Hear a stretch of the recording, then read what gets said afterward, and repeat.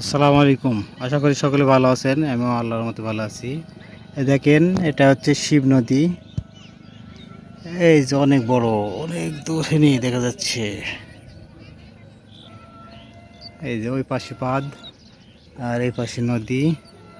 এই যে বহু দূরহীন দেখা যাচ্ছে। দেখেন, এই যে ভালো লাগতেছে, বাতাসও আছে, হালকা রোদ আছে, সব মিলে ভালো লাগতেছে। হামিম এসে আয় ভাইস্তে আমার কাছে। ভাইস্তে আয়। আপনি লাইক করলেন?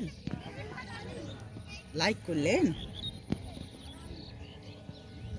হামিম রে, আয় রে।